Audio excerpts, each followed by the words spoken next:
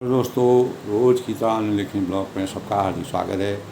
सबके मंगल भविष्य की कामना के साथ सबका अभिनंदन है, सबका स्वागत है।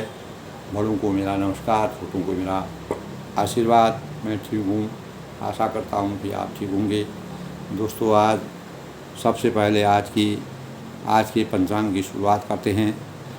आज का पंचांग दोस्तों 4 जुलाई 2024 आषाढ़ माह की कृष्ण पक्ष की उदया तिथि यानी त्रयोदशी और आज गुरुवार का दिन। त्रयोदशी तिथि दोस्तों गुरुवार सुबह 5:25 तक आज समाप्त हो जाएगी और आज ही दोस्तों पूरे दिन पूरी रात शुक्रवार सुबह 5:14 तक वृद्धि योग का संयोग रहेगा। साथ ही आज गुरुवार देर रात 3:55 तक मृगशिरा नक्षत्र का संयोग है। आज के शुभ मुहूर्त की बात करें तो अभिजीत मुहूर्त दोस्तों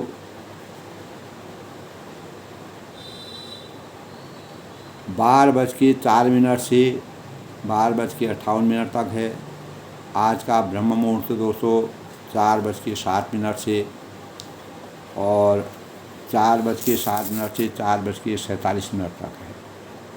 और आज के अमृत काल की बात करें तो 1 बजे से 2:33 तक आज का अमृत काल है।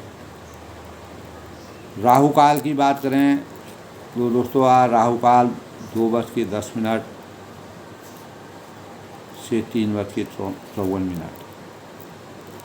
सूर्योदय की बात करें तो दोस्तों आज सूर्य 5:56 तक पर और सूर्यास्त जो है 7:23। इस प्रकार दोस्तों आज के पंचांग की शुरुआत का संयोग है। धार्मिक मान्यताओं के अनुसार दोस्तों गुरुवार का दिन गुरु ब्रह्मा गुरु विष्णु गुरुदेव महेश्वर गुरु साक्षात परम ब्रह्म तस्मै श्री गुरुवे नमः। गुरु गोविंद दोनों खड़े काके लागू भाई बलिहारी गुरु आपनो गोविंद दियो बताए। सरस्वती भंडार की यही अपूर्व बात, यूं यूं खर्चे त्यों बड़े बिन खर्चे, विद्या धनम सर्वधनम प्रधानम। तो गुरु का मान यही होता है कि दोस्तों बिना गुरु के ज्ञान की प्राप्ति होना असंभव है। कोई भी इस संसार में इस सृष्टि में जो भी पैदा हुआ कहीं न कहीं से गुरु के ज्ञान के सानिध्य में अवश्य रहा है। अपने माता पिता से लेके, अपने समाज से लेके, अपने से बड़ों से लेके और जो गुरु का वास्तविक मानक होता है उनसे जो हम दिशा और अपने जीवन की दिशा और दशा का अनुसरण करते हैं, ये सभी हमारे गुरुओं के अनुसार ही कार्य करते हैं। गुरु जो है हमको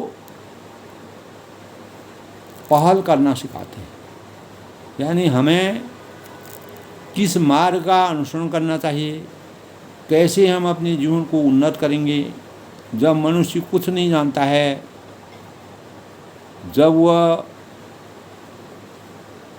उसको कुछ भी नहीं आता है तो कोई न कोई उसका गुरु अवश्य बनता है। तो धार्मिक मान्यताओं के अनुसार दोस्तों गुरुवार भगवान विष्णु को समर्पित यह दिन है और जो मानव को की आधार उन्नति का द्योतक और समृद्धि के प्रति का कारक है। और गुरु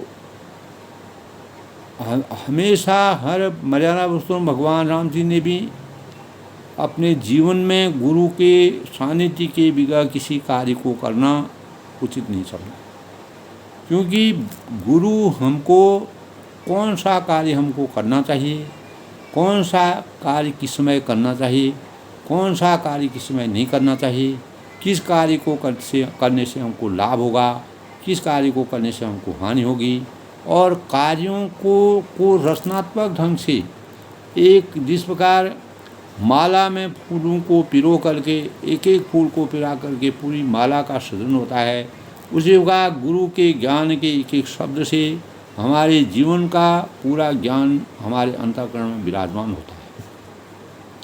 तो दोस्तों, शास्त्रों में गुरुवार बृहस्पति और सरस्वती माता का दिन माना जाता है, और भगवान विष्णु की पूजा का यह गुरुवार हमारे जीवन में बहुत ही महत्व रहता है।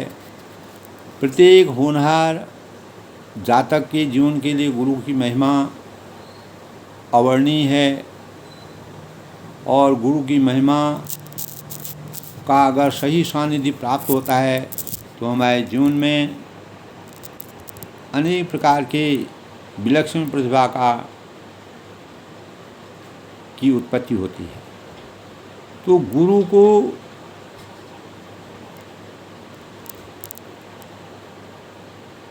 गुरुवार को दोस्तों दैनिक कार्यों से निपटने के पश्चात पीले वस्त्रों को पहनकर विष्णु भगवान का ध्यान उपासना करने, माँ सरस्वती का ध्यान लगाने, जो हमारे जीवन में ज्ञान, और इस दिन दोस्तों ज्ञान का सृजन करते हैं, पीले पुष्प चंदन पीले रंग का प्रयोग करके माँ सरस्वती और गुरुदेव की आराधना करनी चाहिए। ज्योतिष विद्या के आधार पर दोस्तों आध्यात्मिक ज्योतिष व आध्यात्मिक की दृष्टिकोण से अगर हम चलें, दोनों प्रकार के गुरुवार का दिन विद्या, बुद्धि और विवेक और रचनात्मक कार्यों की प्रेरणा का द्योतक माना जाता है। दोस्तों, आध्यात्मिक उन्नति, धन समृद्धि की प्राप्ति होती है, और इस दिन बृहस्पति देव विष्णु भगवान को समर्पित यह दिन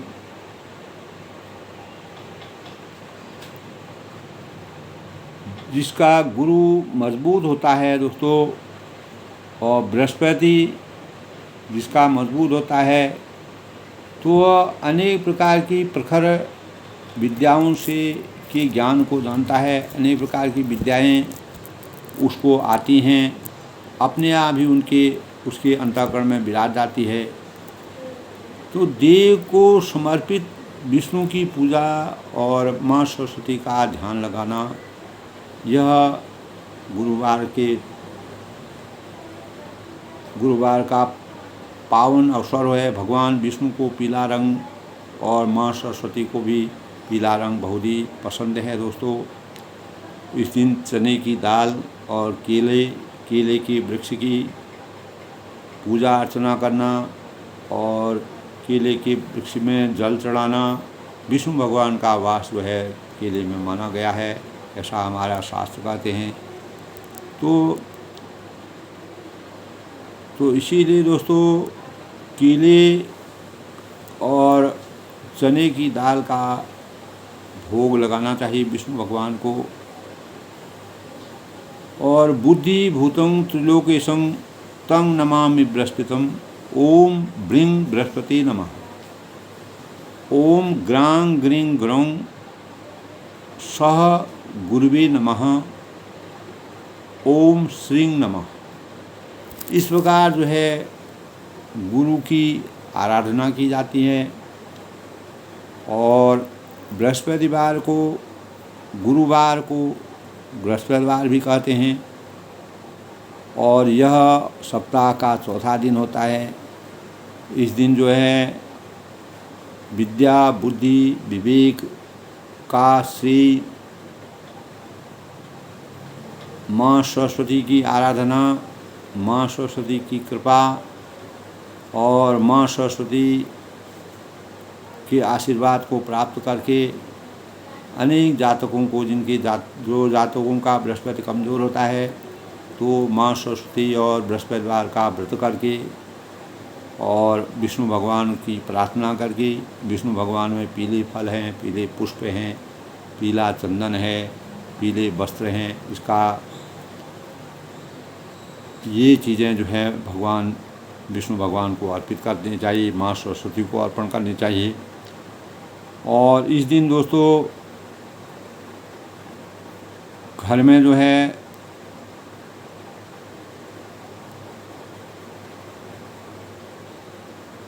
कहते हैं लोग कि पोसा इस दिन नहीं लगाना चाहिए, अगर लगाना चाहिए तो नमक को डाल करके पोसा लगाना चाहिए और हल्दी से स्नान करना चाहिए, हल्दी चुटकी डाल करके पानी में उससे, और साबुन का प्रयोग अगर ना करें तो अच्छा है। नाखून बालों को काटना नहीं चाहिए, कैंची है, ब्लेड है, चाकू है, इस प्रकार की चीज़ों को खरीदना नहीं चाहिए। तो गुरुवार को दैनिक कर्मों से निपटने के पश्चात पीले वस्त्रों को अगर मिलें तो पीले वस्त्रों को पहन करके दान पुण्य करने का, ज़रूरतमंदों को दान पुण्य करने का विधान है। तो इस प्रकार गुरुवार का दिन हमें विद्या, बुद्धि, विवेक और माँ सरस्वती की आशीर्वाद का प्रतीक के स्वरूप में है। दोस्तों आज के प्रसंग में दोस्तों लंका कांड का प्रसंग चल रहा है और मर्यादा पुरुषोत्तम भगवान रामचंद्र ने, रावण ने जब अपनी मायावी शक्ति से अनेक प्रकार की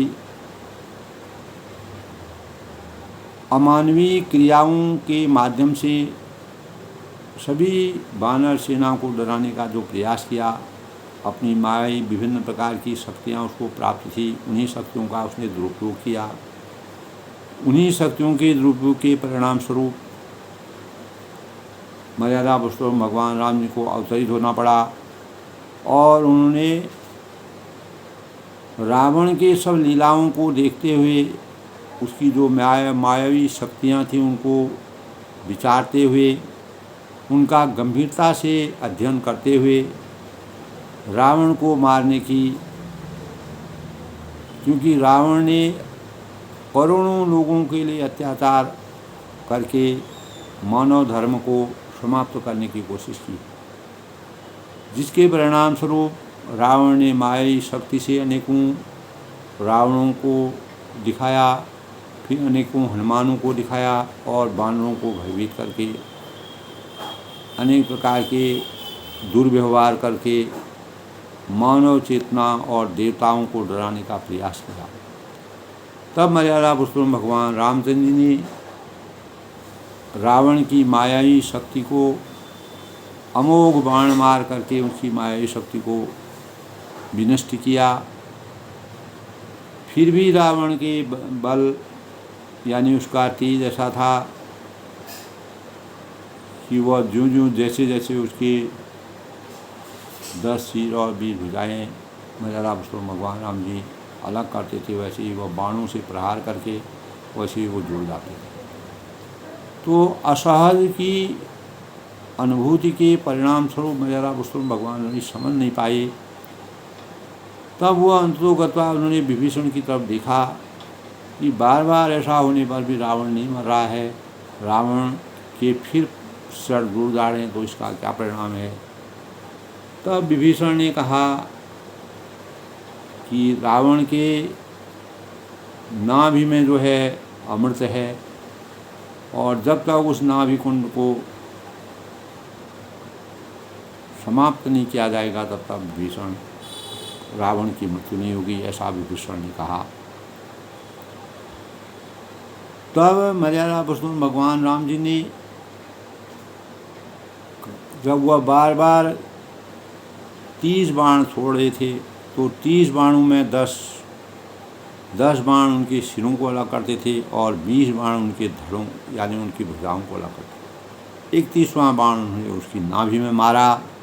जब 31 बाण इकट्ठे उन्होंने छोड़े तब रावण के नाभि के अमृत कुंड को उन्होंने सोख लिया और दूसरे 30 बाण कोप करके उनके सिरों में और भुजाओं में लगे। बाण सिरों और भुजाओं को लेकर चले और सिरों और भुजाओं से रहित रुंड धड़ पृथ्वी पर नाचने लगे। ऐसे भयावह शरीर को देख करके सभी लोग आश्चर्यचकित हो गए। तो धड़ प्रचंड वेग से दौड़ रहे हैं, जिसे धरती धंस रही है। प्रभु ने बाण मारकर उसको 2 टुकड़ों में कर दिया और मरते समय रावण बड़े शब्द से गरज कर बोला, राम कहाँ हैं, मैं ललकार कर उनको युद्ध में मारूं। तो यानी रावण के गिरते ही पृथ्वी हिल गई और समुद्र, नदियाँ, दिशाएं, हाथी और पर्वत सिद्ध हो गए और रावण धड़ के दोनों टुकड़ों को फैलाकर भालू और बानर समुदाय को दबाता हुआ पृथ्वी पर गिर पड़ा। ऐसे में रावण की भुजाओं और सिरों को मंदोदरी के सामने रखकर मर्यादा पुरुषोत्तम भगवान रामचंद्र जी के बाण जो हैं वो वापस आ गए। जहाँ जगदीश्वर श्री राम जी थे वहीं उनके बाण चले गए। सब बाण जाकर तरकश में प्रवेश कर गए और वह देखकर देवताओं को, तो जिस प्रकार मर्यादा पुरुषोत्तम भगवान राम जी को शक्ति थी, उन्होंने अपनी शक्ति का सदुपयोग किया। अनेक आत्माओं को परेशान करने वाले रावण का ही उन्होंने अंत किया और जो भी राक्षस थे जिनका अंत वैसे हुआ, उन्हें उसको मोक्ष की प्राप्ति भी की। और अनेक प्रकार के जो पापी थे, 14 वर्ष के वनवास के दौरान जितने भी लोग उनको दुखी, दरिद्री, परेशान आत्माएं और ऋषि मुनि आदि से उनका सानिध्य हुआ, सबके लोक कल्याण के कार्य करने का उन्होंने कार्य किए। तो रावण का तेज प्रभु के मुख में समा गया। जो तेज रावण के मुख में था वह मर्यादा पुरुषोत्तम भगवान राम जी में आ गया। तो ऐसा देखकर शिव जी और ब्रह्मा जी हर्षित हुए और ब्रह्मांड भर में जय जय की ध्वनि भर गई और प्रबल भुजदंडों वाले रघुवीर की जय हो कहने लगी। तो देवताओं और मुनियों के समूह ऐसे परिवेश को देख करके हर्षित हुए और कृपालु भगवान शिरोमणि भगवान मर्यादा पुरुषोत्तम भगवान राम की जय हो, मुकुंद भगवान की जय हो, शिरोमणि भगवान की जय हो। और कृपा के कंद, मोक्ष दाता मुकुंद, राग द्वेष हर्ष शोक जन्म मृत्यु, इस प्रकार के द्वंद्वों, लोभ क्रोध मोह के द्वंद्वों को हरने वाले, शरणागत को सुख देने वाले, जो उनके शरण में आते हैं उनको सुख देने वाले, इस प्रकार के दुष्ट दल को विदीर्ण करने वाले, हे सदा करुणा करने वाले, करुणा के सर्वज्ञ सर्वव्यापक आपकी जय हो। देवता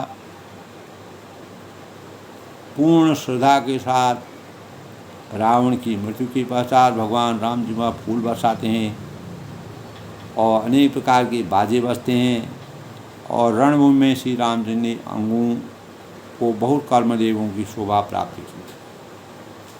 तो सिर पर जटाओं का मुकुट, उनका सिर जटा मुकुट प्रसून बीच बीच अति मनोहर राज्य है। तो वह बीच बीच में अत्यंत मनोहर पुष्प शोभा दे रहा है। जनु नील गिरी पर तड़ित पटल समेत उद्गन भाजे।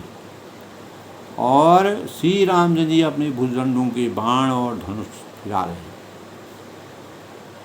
शरीर पर भुजदंड सर को दंड फेर रुधिर कण तन अति बनी। और शरीर पर रुधिर के कण अत्यंत सुंदर लगते हैं।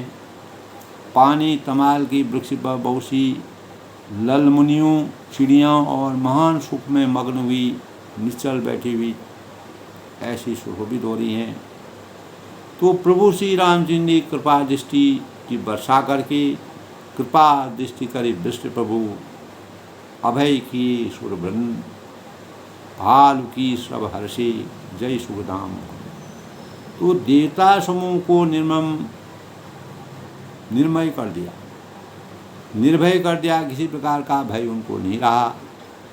और बानर भालू सब हर्षित होकर के सुखधाम मुकुंद की जय हो, मर्यादा पुरुषोत्तम भगवान राम की जय हो ऐसा पुकारने लगे। इस प्रकार के भावों की मर्यादा पुरुषोत्तम भगवान राम जी जब रावण का वध किया उसके बाद का यही वर्णन है दोस्तों।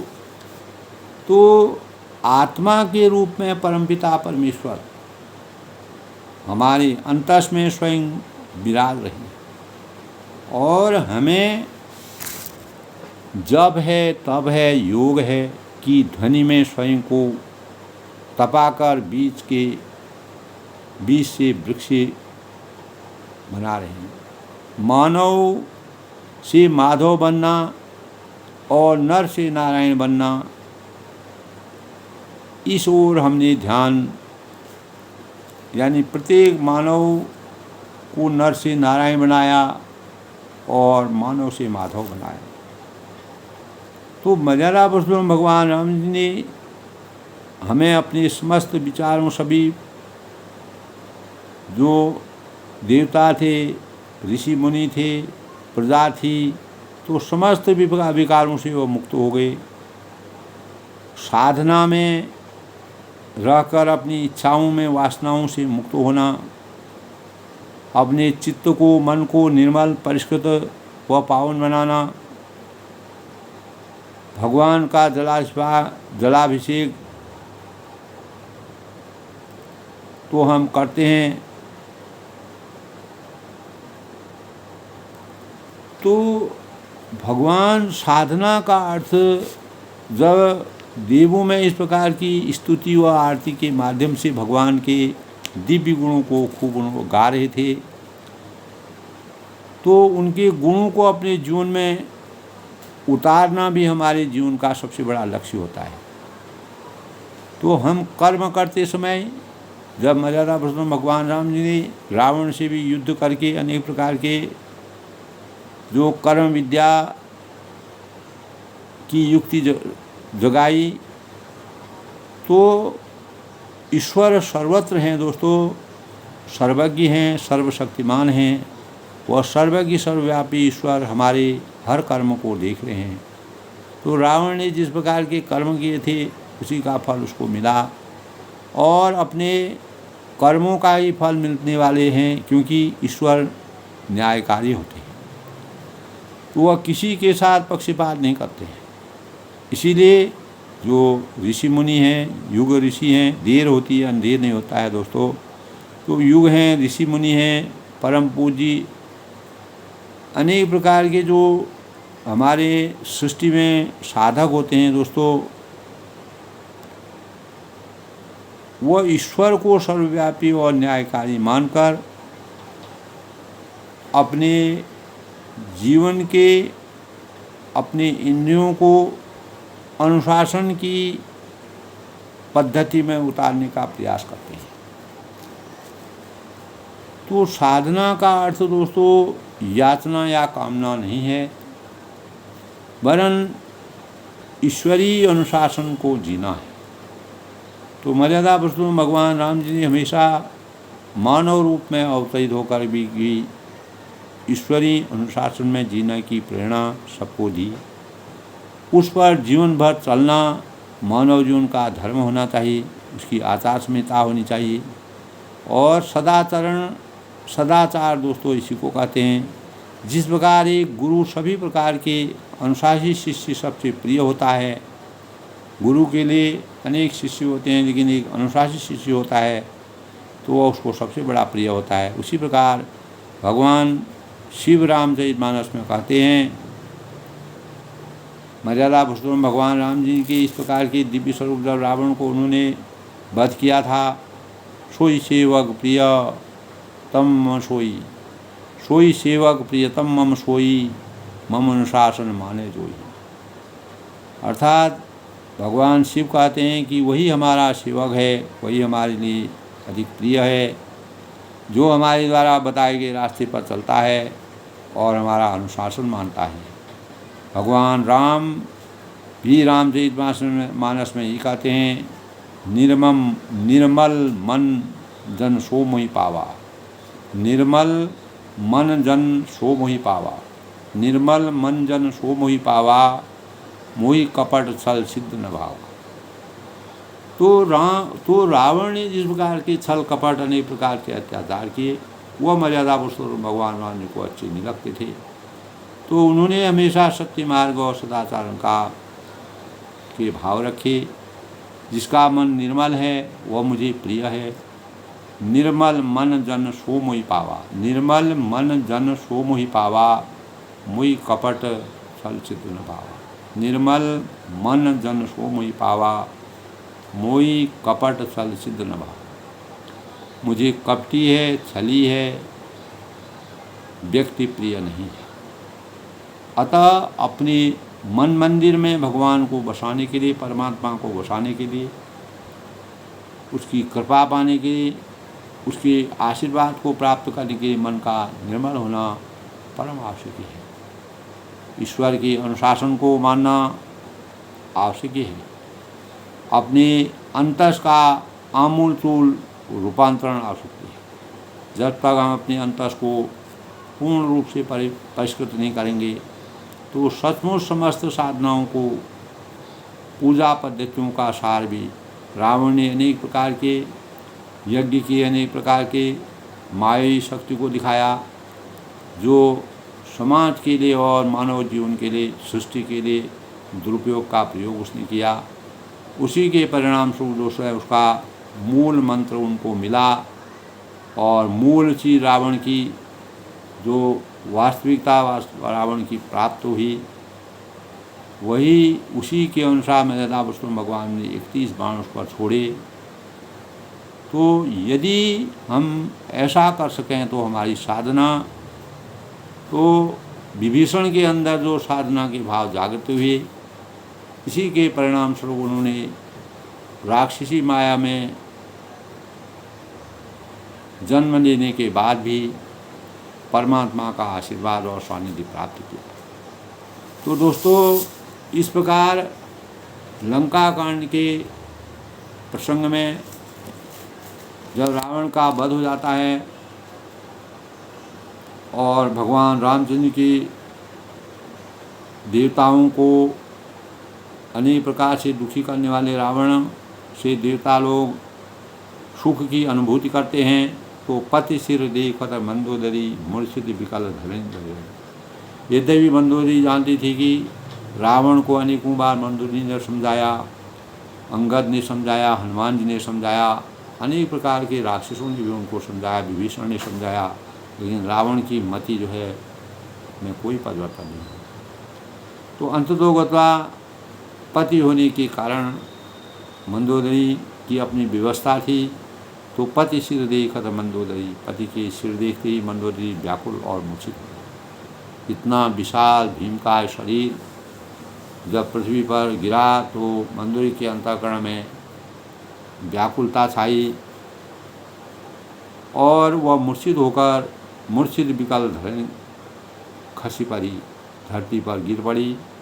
युवती वृंद रोवत उठी लाई और स्त्रियाँ रोती हुई उठ खड़ी दौड़ी और मंदोदरी को उठाकर रावण के पास आई। तब पति गति देखते करहि पुकारा, छूटे कछ नहीं बहुस प्रभारा, उड़ ताड़ना करहि विधि नाना, रोवत करहि प्रताप। पति की दशा को, इस प्रकार की दशा को देख करके रावण की, तो पुकार पुकार कर वह रोने लगी और छूटे कछ नहीं बहुत संवारा, उनके बाल खुल गए, देह की भी नहीं संभाल पा रही थी।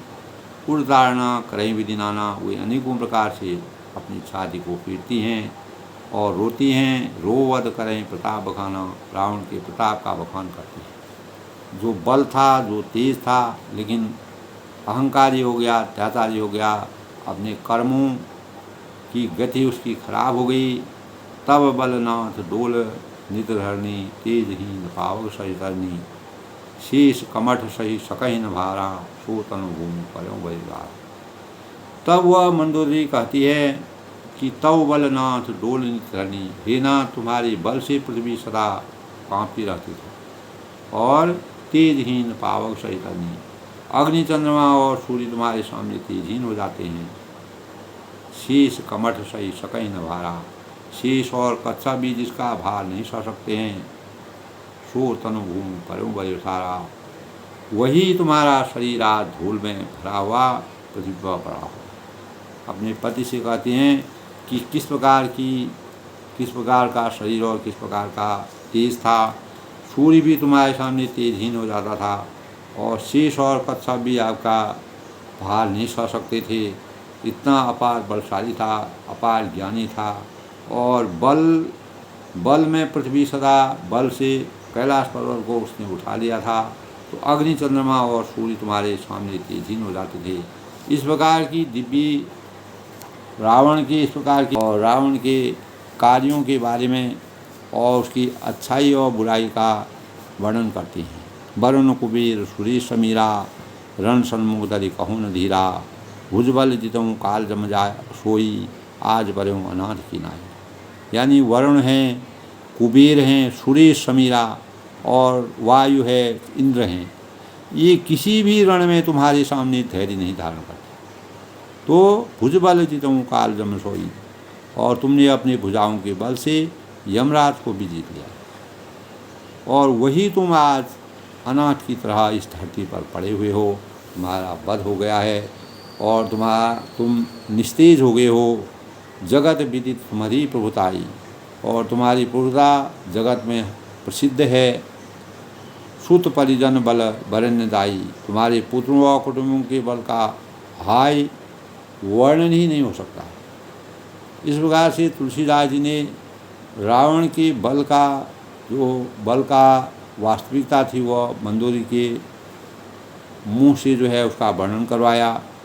और राम विमुख अस हाल तुम्हारा, अंत में उसने इस बात को स्वीकारा कि अगर तुम रामचंद्र जी के मर्यादा पुरुषोत्तम भगवान राम के विमुख नहीं होते तो तुम्हारी यह दशा नहीं होती। तो श्री राम जी के विमुख होने से तुम्हारी ऐसी दुर्दशा हो।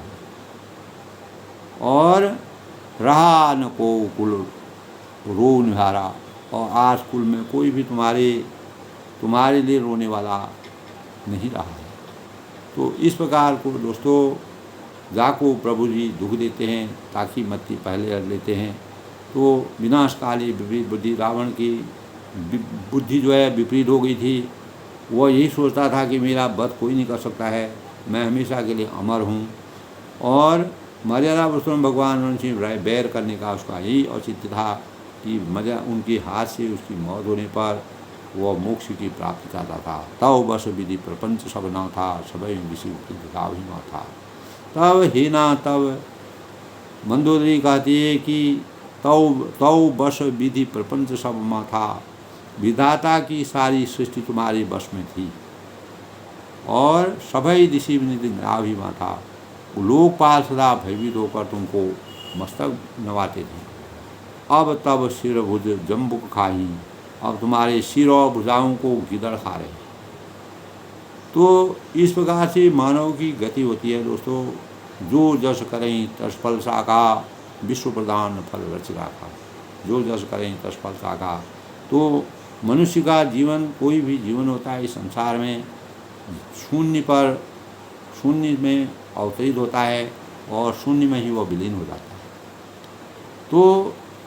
तो राम विमुख या अनुचित नहीं, रामचंद्र के विमुख के लिए ऐसा होना अनुचित भी नहीं है। उसने भी मंदोदरी ने भी इसको स्वीकारा कि तुम्हारी गति, तुम्हारी बुद्धि और तुम्हारे तर्क, तुम्हारे कार्य, तुम्हारे जो भी तुम्हारे कार्य थे वह मर्यादा के खिलाफ थे, नीति के खिलाफ थे, अनीति और अत्याचारों से भरे हुए थे।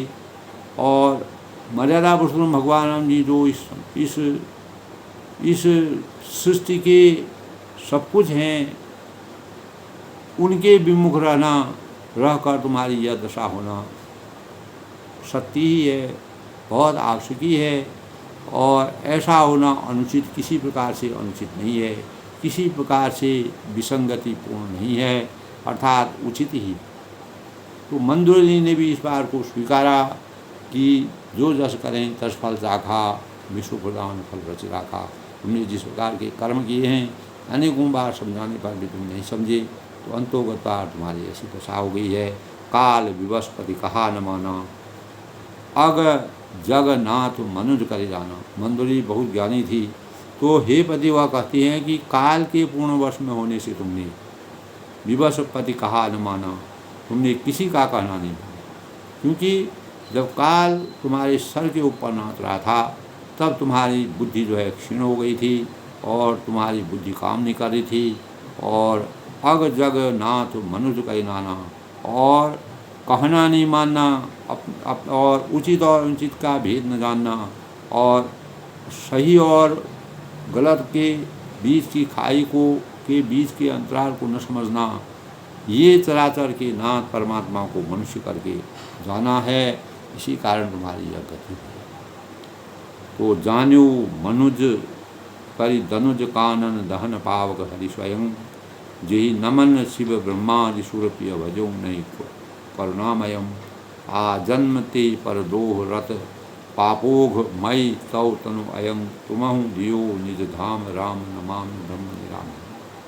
तब दैत्य रूपी वन को जलाने के लिए अग्नि स्वरूप साक्षात श्री यदि तुमने मनुष्य करके जाना, तुमने उनको मनुष्य समझा, और शिव और ब्रह्मा आदि देवता जिनको नमस्कार करते हैं, जिनकी सेवा करते हैं, उन करुणामय भगवान को ही प्रियतम तुमने नहीं माना, उनको नहीं भजा, उनका गुणगान नहीं किया, उनकी मर्यादा को तुम नहीं समझ पाए।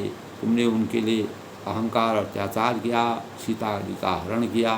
तुम्हारा यह शरीर जन्म ही दूसरे द्रोह करने में तत्पर और पाप समूह से ग्रस्त शरीर तुम्हारा रहा, जिसके परिणाम स्वरूप इतने पर भी निर्विकार ब्रह्मा श्री राम जी को तुमको अपना धाम दिया, उनको मैं नमस्कार करता हूँ। तब भी मर्यादा पुरुषोत्तम भगवान राम जी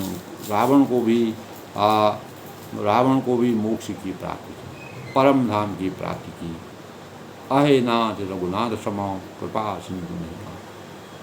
तो इस प्रकार के जो हमेशा मर्यादा पुरुषोत्तम भगवान राम से बैर रखते थे, अंतोगत्वा मर्यादा पुरुषोत्तम भगवान ने ये सोचा कि ऐसी आत्माओं को हमेशा मोक्ष प्रदान करके देवताओं के साथ सम्मिलित करके लोक कल्याण और सृष्टि की रचना को बचाने के लिए उन्होंने अहम नाथ रघुनाथ सम कृपा सिंधु नहीं जान, जोग वृंद दुर्लभ गति तो ही दीन भगवान। तब मंदोदरी कहती हैं कि अहनाथ रघुनाथ जी के समान कृपा का समुद्र दूसरा कोई नहीं हो सकता है। इसीलिए मर्यादा भगवान राम जी को कृपा के समुद्र कहा जाता है। दया के भंडार हैं, दया के साक्षात स्वरूप हैं। और जिन भगवानों ने तुमको यह गति दी, यानी सो जोग वृंद दुर्लभ गति तो ही दीन भगवान, और जिन भगवानों ने तुमको यह गति दी जो योगी समाज को भी दुर्लभ है, यानी जो रात दिन तपस्या करते हैं, योग साधना में विलीन रहते हैं और जीवन पर्यंत उनका शरीर ढांचा हो जाता है और वह दधीचि के समान हड्डियों का ढांचा बन जाता है और उन पर दीमक लग जाती है, लेकिन उनको भी इस प्रकार की गति नहीं मिलती है। अंतोगता तुम्हारे शौर्य और तुम्हारे प्रताप, यूँ तो तुम्हारे बैर किया, लेकिन बैर करने पर भी तुम्हारी शक्ति के संचार से मर्यादा पुरुषोत्तम भगवान राम जी तुमको हमेशा के लिए मोक्ष की प्राप्त की। ऐसे कृपा के पात्र, ऐसे दया के धाम मर्यादा पुरुषोत्तम भगवान राम जी की के भावों को मंदोदरी मन वचन और वाणी से प्रणाम करती हैं। इस प्रकार के भावों से मंदोदरी वचन सुनिकाना, सुर मुनि सिद्ध सघन सुकुमाना, अज महेश नारद सनकादि ये मुनिवर परमार्थ हो।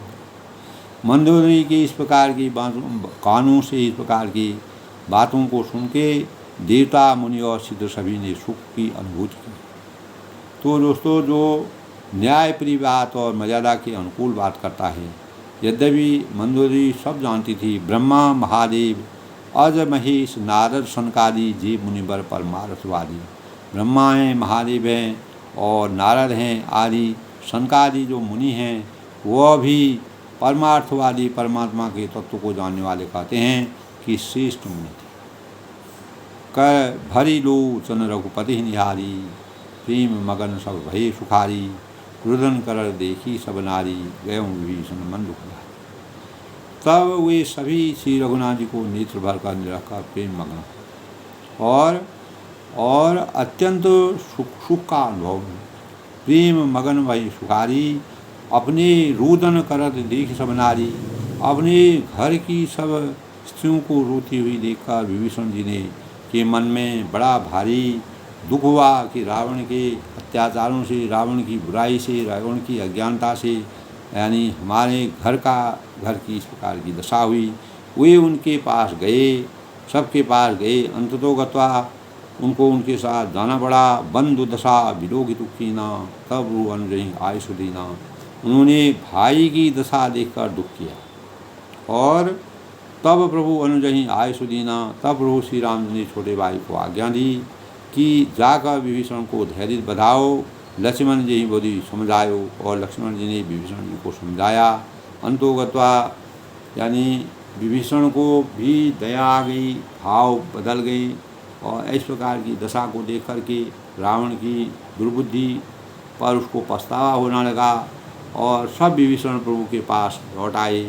तब प्रभु ने उनको कृपापूर्ण दृष्टि से देखा और कृपा दृष्टि प्रभुताई विलोका, कहूँ क्रिया परिहर सब शोका।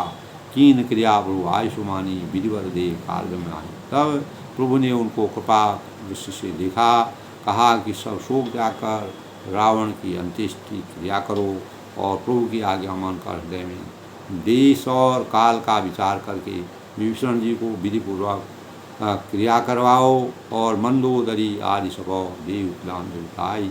भवन गई रघुपति गुन गुन वर्णर नहीं मान।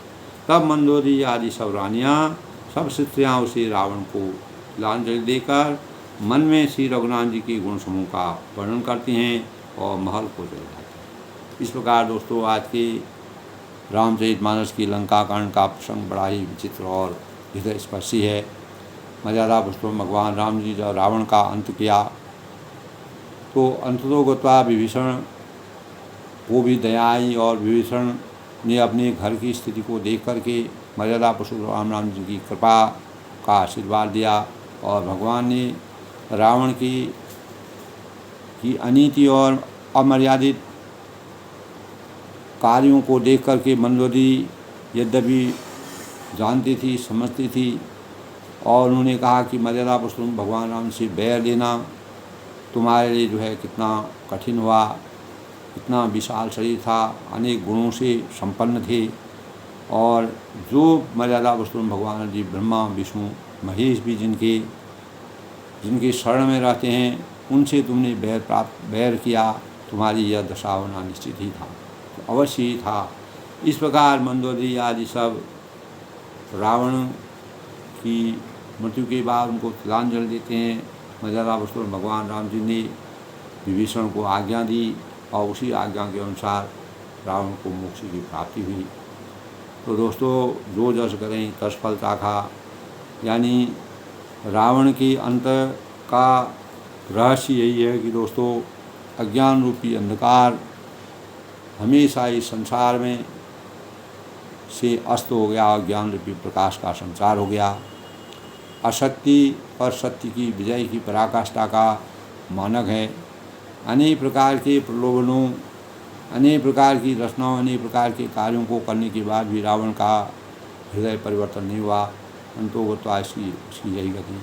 रामचरितमानस में राम और रावण का चरित्र सभी के अंतःकरण में एक तरफ बुराई का मानक रावण है और अच्छाई के प्रतीक मर्यादा पुरुषोत्तम भगवान राम जी हैं, जिन्होंने बुराई पर अच्छाई और असत्य पर शक्ति के मानक के रूप में मर्यादा के अनुकूल, अपने संस्कारों के अनुकूल और गुरु, माता पिता और प्रजा के भावों के अनुसार कार्य करके इस संसार में आदर्शता के मानक बनकर जो कार्य किए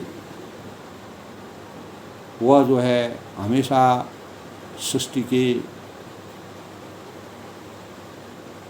संसार में, सृष्टि के स्वरूप में हमेशा विराजमान रहेंगे। यही मर्यादा पुरुषोत्तम भगवान राम की आदर्श हैं। यही भावों से हमें अपने को सजो कर रखना चाहिए और अनेक प्रकार की शुभ प्रेरणा गलत कार्यों से बचने का प्रयास करके भगवान के सानिध्य में अपने जीवन को और अपने कर्तव्यों का निर्वहन, सही मार्ग का अनुसरण करके जीवन को बिताना चाहिए। यही प्रेरणा हमको आज के रामचरितमानस में लंका कांड के प्रसंग से प्राप्त होती है। सब लोग सुखी रहें, खुश रहें।